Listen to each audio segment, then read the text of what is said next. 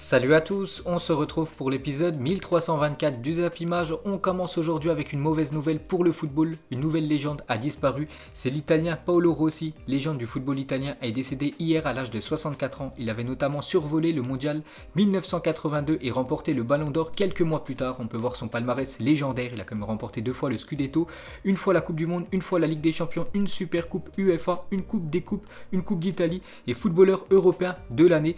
Paolo Rossi. Donc l'année où il a été le meilleur, c'est cette année 1982. Donc Rossi, qui n'aurait pas dû jouer la Coupe du Monde 1982, en est finalement devenu le héros avec 6 buts et un triomphe. Donc cette année incroyable pour lui. Donc la Coupe du Monde remportée, le Ballon d'Or, le Soulier d'Or et le Scudetto avec son équipe de la Juventus. Donc lors de cette Coupe du Monde 1982, donc il a été ultra décisif lors des matchs importants. Donc contre le Brésil. Donc l'Italie s'est imposée 3-2, c'est lui qui avait inscrit le triplé en demi-finale. Il avait inscrit un doublé face à la Pologne et en finale, c'est lui qui avait inscrit l'ouverture du score contre les Allemands. Donc l'Italie remporte sa 3e Coupe du Monde. Rossi finit meilleur joueur et meilleur buteur de cette Coupe du Monde. Et bien sûr le Ballon d'Or qu'il a reçu quelques mois plus tard. Et une petite photo de lui et Diego Maradona qui nous a quittés ces derniers jours. Donc grosse pensée à ces deux-là. Ensuite on ouvre la page Coupe d'Europe, on commence avec les matchs de Ligue des Champions. Tout d'abord le Paris Saint-Germain qui jouait ce match contre Istanbul Başakşehir, ce match qui devait avoir lieu avant-hier, du coup il a été décalé hier à 19h et le Paris Saint-Germain s'est imposé 5-1 contre les Turcs, un triplé de Neymar, un doublé de Kylian Mbappé, donc un grand Neymar permet au Paris Saint-Germain de se qualifier en tant que leader de son groupe. Donc vu qu'ils ont gagné, le Paris Saint-Germain termine en première position du groupe. Vous avez très mal débuté, donc parfait pour l'équipe du PSG. Donc on revient sur l'homme du match, Neymar, qui nous a fait une prestation XXL hier, vraiment très bon Neymar. Donc déjà dans le journal L'équipe, il a obtenu la note de 9 sur 10 pour vous dire que son match a été de très grande qualité. Donc Neymar hier soir c'est un triplé, donc 21e, 38e et 50e minute. Voilà les 3 buts inscrits par Neymar. Il a aussi été très bon dans le jeu. Donc Neymar sur ses 3 derniers matchs de Ligue des Champions, donc un but contre Leipzig, le penalty très important inscrit au Parc des Princes quand le Paris Saint-Germain s'est imposé 1-0. Pourtant ils avaient fait un match très moyen. Donc c'est lui qui avait été buteur, un doublé la semaine dernière du côté de Old Trafford et hier le triplé pour Neymar. Donc sur ses 3 derniers matchs, 6 buts quand même pour lui, donc il répond présent quand on attend de lui. Neymar, on continue avec lui, donc il est devenu hier soir le 7e joueur à avoir inscrit au moins 3 triplés en Ligue des Champions, donc félicitations à lui. Toujours avec Neymar, regardez son magnifique but qu'il a inscrit hier. Donc petit pont sur le défenseur de Istanbul et frappe en pleine lucarne. Le gardien turc n'a rien pu faire. Toujours avec Neymar, donc triplé de Neymar, le Brésilien est en feu en Ligue des Champions.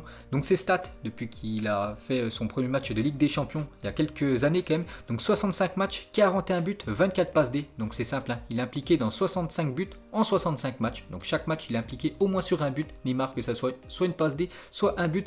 Donc 3e triplé en Ligue des Champions, seul Messi et CR7 font mieux que lui.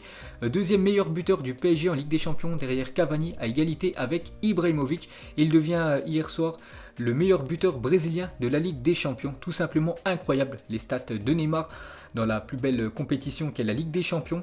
Donc toujours avec lui, donc Neymar est devenu hier soir le second meilleur buteur sud-américain de l'histoire de la Ligue des Champions. Ce classement dominé bien sûr par Léo Messi, 118 buts. Donc Neymar a dépassé Kun Agüero qui était 2e avant avec 41 buts. Donc Neymar maintenant ex-aequo avec l'Argentin.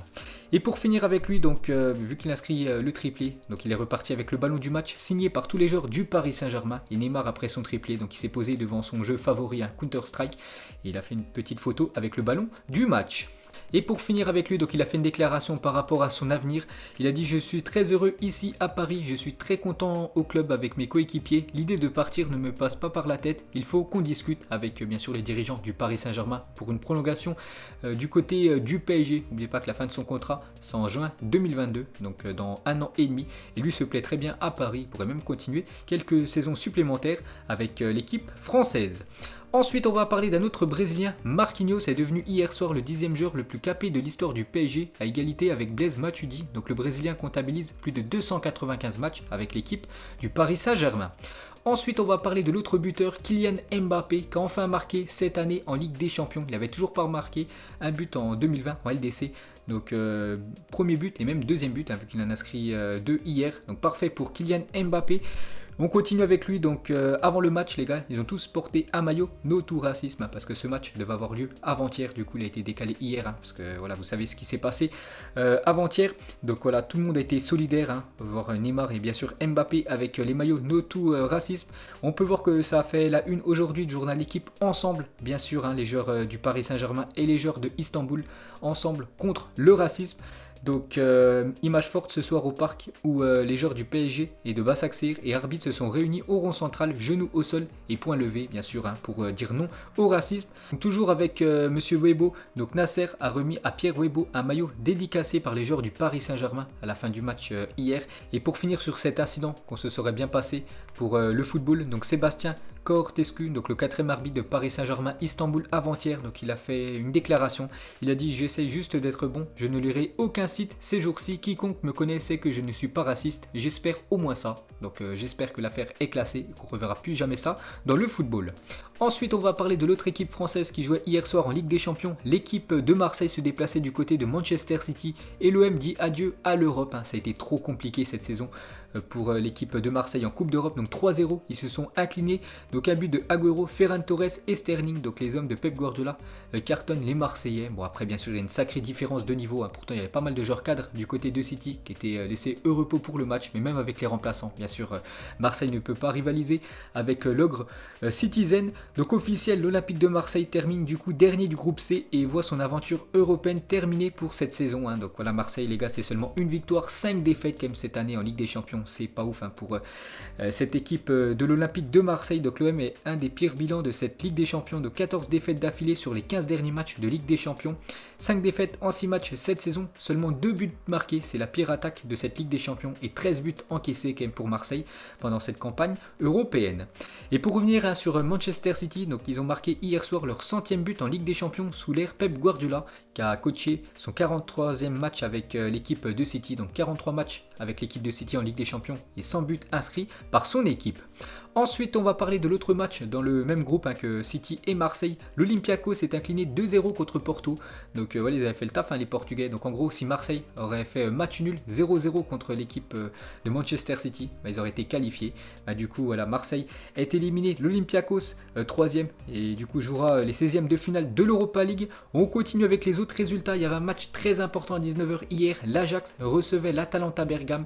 Donc si l'Atalanta s'imposait ou faisait match nul, l'Atalanta filait en 8e de finale. Donc ils se sont imposés 1-0. Cette équipe de Bergame, c'est Luis Muriel qui inscrit l'unique but du match en fin de rencontre. Donc Muriel permet à l'Atalanta de s'imposer et de se qualifier en 8e de finale. Donc dommage pour l'Ajax.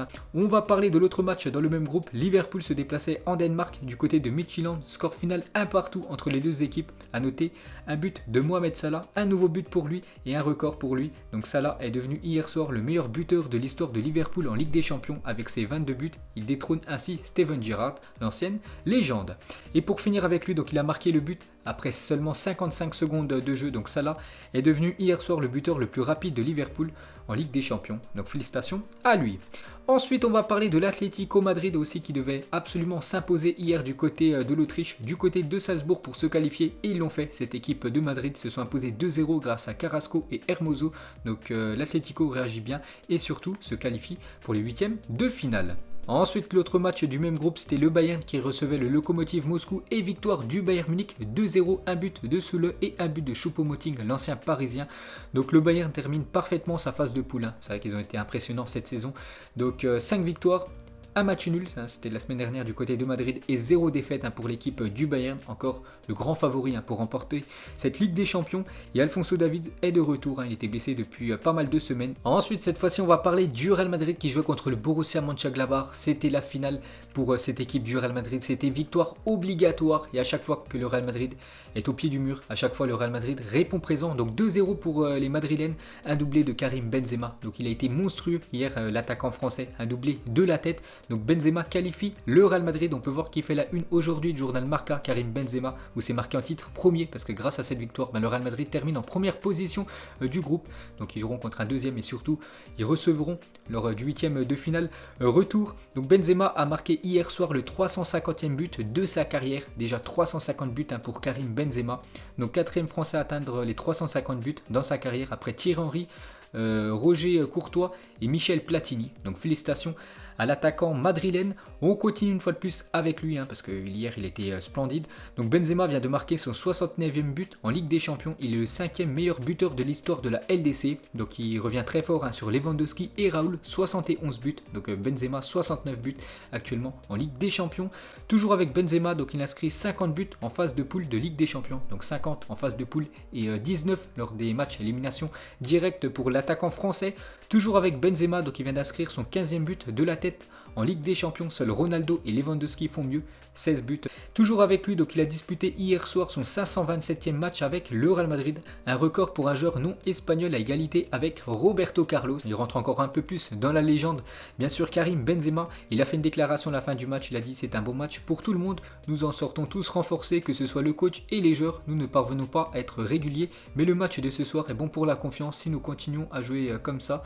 Donc ils peuvent aller très loin bien sûr cette équipe du Real Madrid, c'est vrai que le Real Madrid trop irrégulier, il le dit Karim Benzema, donc ils peuvent faire des très grands matchs de Ligue des Champions comme la prestation d'hier ou perdre de temps en temps et passer complètement à côté de leur match, par exemple contre Alaves il y a quelques jours. Donc en espérant revoir le Real Madrid régulier et surtout gagner ses matchs. Ensuite cette fois-ci déclaration de Zidane qui était sur la sellette, mais du coup vu que le Real Madrid termine en première position et se qualifie, donc voilà Zidane les gars, il n'y a plus de suspense, il va bien continuer à être le coach madrilène. L'objectif était de l'emporter et de terminer premier et nous l'avons fait. Nous avons réalisé un match spectaculaire à tous les niveaux, je crois que c'est notre match le plus complet, c'est une énorme satisfaction ça qu'hier le Real Madrid a été très très bon. Il y a eu seulement 2-0, il y aurait eu 5-0 les gars, c'était exactement pareil. On continue avec Zidane, remporte son 150e match avec le Real Madrid. Félicitations à lui. Donc c'est la première fois que Zidane termine premier de la phase de groupe en Ligue des Champions avec le Real Madrid. C'est vrai que depuis que Zidane a pris cette équipe du Real Madrid, à chaque fois le Real terminait deuxième de son groupe. Bon après ils ont quand même remporté 3 fois la Ligue des Champions sous l'ère Zinedine Zidane. Ensuite toujours avec le Real Madrid, la force de l'habitude en Ligue des Champions. Il se qualifie pour la 24e saison consécutive en phase à élimination directe, donc en 8e de finale, et c'est un record pour une équipe européenne. Et pour finir les gars avec le Real Madrid, une petite photo de deux joueurs qui ont été très très bons, donc bien sûr Benzema et le retour de Sergio Ramos qui a fait un bien fou à cette défense madrilène. Une petite photo et deux cadres madrilènes. Ensuite cette fois-ci on va parler du Borussia Mönchengladbach qui s'est incliné hier, mais bonne nouvelle pour eux parce qu'ils se qualifient quand même pour les 8e de finale de la Ligue des Champions. Pourquoi? Parce que dans l'autre match Inter contre le Shakhtar il y a eu 0-0, donc le Shakhtar est envoyé en Europa League tandis que l'Inter est éliminé de toute compétition européenne. L'Inter termine à la 4e position. Une catastrophe pour cette équipe de l'Inter Milan. Donc les joueurs du Borussia Mönchengladbach ont appris leur qualification à l'issue du match Inter-Shakhtar qui avait 8 minutes de temps additionnel. Très belle image parce que si l'Inter s'imposait ou si le Shakhtar s'imposait, ils étaient éliminés et du coup ils allaient jouer l'Europa League. Mais s'il y avait match nul, ils étaient qualifiés. Donc du coup dès la fin du match, ils savaient qu'ils avaient perdu. Donc ils ont tous regardé sur une tablette la fin du match Inter-Shakhtar. Il y avait 8 minutes de temps additionnel. C'est pour ça qu'ils ont pu voir et vivre cette fin de match. Et du coup après satisfaction pour eux vu qu'il y a eu match nul. Et bien sûr ils se qualifient pour les 8e de finale. Ensuite du coup un petit coup d'œil à tous les résultats de la soirée d'hier avec les classements. Donc dans le groupe A, le Bayern termine en tête. Voilà, carton plein quasiment pour le Bayern à part un match nul, sinon que des victoires. L'Atlético 2e, Salzbourg en 3e position, donc ils auront joué en Europa League. Du coup le Real Madrid se qualifie avec le Borussia Mönchengladbach, l'Inter 4e, catastrophe pour eux. City se qualifie avec l'équipe de Porto, Marseille en 4e position et Liverpool et l'Atalanta Bergame file en 8e de finale. Du coup regardez les 16 clubs qualifiés pour les 8e de finale pour cette saison 2020-2021 de la Ligue des Champions. Donc toutes les grosses équipes européennes sont bien présentes, à part peut-être l'Inter Milan et Manchester United qui ont été éliminés de cette LDC. Donc les qualifiés pour les 8e, regardez les 8 équipes qui ont terminé en première position et les 8 équipes qui ont terminé 2e. Donc le tirage au sort déjà, ça sera lundi 14, donc lundi qui arrive à midi. Voilà le tirage au sort de la Ligue des Champions samedi. Le tirage au sort de l'Europa League, ça sera une heure plus tard à 13h. Donc n'oubliez pas que par exemple l'équipe du Bayern Munich ne peut pas jouer contre une équipe allemande. Donc par exemple le Bayern ne pourra pas rencontrer en 8e de finale l'équipe de Leipzig ni l'équipe du Borussia Mönchengladbach. Donc pareil pour le Real Madrid, donc il ne pourra pas avoir un Real Madrid Barça, ni un Real Madrid Séville, ni un Real Madrid Atlético dès les 8e de finale, ni un Real Madrid Borussia Mönchengladbach vu qu'ils ont déjà joué contre eux en phase de poule. Donc bien sûr on en saura un petit peu plus lundi prochain. Donc on va parler les gars du FC Barcelone. Malheureusement pour le Barça, ils vont rencontrer du très très lourd en 8e de finale. Donc les 6 adversaires possibles du Barça pour les 8e de finale. finale. Donc ça sera soit le Bayern, soit Liverpool, soit City, soit le PSG, soit Chelsea ou soit Dortmund pour l'équipe Blaugrana. N'oubliez pas que le Barça se déplacera lors du match retour. Donc voilà, ça va être un gros bien sûr pour l'équipe du FC Barcelone. Et Barcelone a le plus de chances de tirer le Bayern Munich en huitième de finale, ne pouvant tomber ni sur la Juventus, qu'ils ont affronté lors des phases de poule, ni sur le Real, comme le Bayern avec 3 autres équipes. Les Blaugrana se retrouvent avec 22% de chances de jouer contre leur bourreau du final 8 au prochain tour de C1. N'oubliez pas, là ce 8-2 qu'il y avait eu il y a quelques semaines, donc le Barça a de grandes chances de rencontrer l'équipe du Bayern dès les huitièmes de finale. En plus le match retour, ça sera du côté de Munich, donc ça risque d'être très très compliqué pour les Blaugrana. Ensuite, cette fois-ci côté Europa League, regardez ces équipes qui auront joué les 16e de finale de l'Europa League, donc Manchester, l'Ajax, Salzbourg, Krasnodar, Bruges, Olympiakos, Kiev et le Shakhtar Donetsk joueront les 16e de finale de l'Europa League. Ensuite, toujours avec la Coupe d'Europe, regardez les 4 nominés pour le joueur de la semaine en Ligue des Champions. On a le choix entre Neymar, Benzema, En-Nesyri ou Trubin. Donc parmi ces 4 là, un sera élu. Donc je pense que ça va se jouer entre 2 joueurs, Karim Benzema et Neymar. Donc demain, on aura la réponse. Et regardez actuellement le top 4 des meilleurs buteurs de la Ligue des Champions à l'issue des phases de poule. Donc il y a 4 joueurs qui ont inscrit 6 buts. Donc Haaland, Neymar, Rashford et Morata. Donc ils ont tous inscrit 6 buts lors des 6 premiers matchs de Ligue des Champions. Ensuite, jetez un coup d'œil au programme de la journée pour l'Europa League, parce qu'il y a 2 équipes françaises qui jouent ce soir. Bon, 2 matchs sans enjeu, vu que Nice déjà éliminé, Lille déjà qualifié. Donc Nice ira du côté de l'Israël à 19h et Lille ira du côté du Celtic Glasgow ce soir à 21h. Ensuite, on va parler de l'équipe de France Espoir qui va connaître aujourd'hui ses futurs adversaires pour le futur Euro 2021. Donc les Espoirs de Sylvain Ripoll connaîtront leur adversaire pour l'Euro 2021 aujourd'hui à 15h. Il y aura 4 poules de 4. Donc il y aura 2 poules où ça se jouera en Hongrie et 2 poules où ça se jouera en Slovénie du 24 au 31 mars prochain. Donc l'équipe de France est tête de série dans le pot 1. Donc l'équipe de France peut rencontrer par exemple le Portugal, la Croatie et même la Suisse. Ça pourrait être très costaud bien sûr pour les Bleus. Donc on en reparlera bien évidemment demain. On va parler de Lorenzo Insigne, s'est fait tatouer le portrait de Diego Armando Maradona sur la cuisse gauche. La légende bien sûr de l'Argentine. Donc très bel hommage de l'Italien envers Maradona. Ensuite ce trio magique, c'est avec le Barça les gars il y a quelques années. Ça n'avait rien à voir avec le Barça actuellement qui est en grande difficulté. Et ce trio était légendaire. Bien sûr Messi toujours présent avec Iniesta et Xavi. Et pour finir avec le FC Barcelone, donc le coup de gueule d'Antoine Griezmann, il a dit on peut aller chercher des excuses un peu partout. Mais le seul moyen est d'arrêter de se trouver des excuses et de travailler, car l'image que nous avons laissée est très moche par rapport à la prestation du FC Barcelone avant-hier contre la Juventus. Ensuite, regardez le classement FIFA, donc les meilleures nations de la planète. Donc le top 10 n'a pas changé. Toujours la Belgique en première position devant l'équipe de France et le Brésil 3e. Et pour finir ce Zap Image, mettez-moi en commentaire pour vous quel est le meilleur tirage pour le Paris Saint-Germain pour les 8e de finale. Donc n'oubliez pas que le Paris Saint-Germain recevra au match retour au Parc des Princes. Donc le PSG peut affronter soit le Barça, l'Atlético Madrid, Séville, la Lazio, l'Atalanta Bergame, le Borussia Mönchengladbach ou le FC Porto. Donc parmi toutes ces équipes, pour vous, quel est le tirage le plus abordable pour le Paris Saint-Germain? Donc vous mettrez tout ça en commentaire. Donc moi je dirais peut-être soit l'équipe de Porto, soit l'équipe de l'Atalanta Bergame, même si l'année dernière on a eu très très chaud. Mais avec ce match au Parc des Princes, ce match retour, bien sûr le Paris Saint-Germain peut renverser des montagnes. Donc vous mettrez tout ça en commentaire. Donc les équipes à éviter quand même, ça reste quand même le FC Barcelone, même s'ils sont actuellement en difficulté. Il faut éviter le Barça et surtout je pense l'Atlético Madrid. Donc voilà les gars, la fin de ce Zap Image 1324. Donc si ça vous a plu, un petit like. On se retrouve demain pour le prochain épisode. Ciao à tous!